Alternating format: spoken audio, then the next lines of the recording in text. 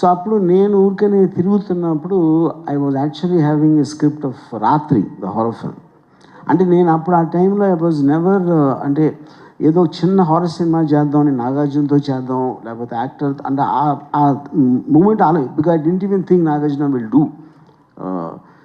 అప్పుడు Venkat why don't write something for Nagarjuna అన్నారు script. నేను అప్పుడే అంతకు ముందు రోజు for the 15th time I saw return of the dragon Bruce Lee.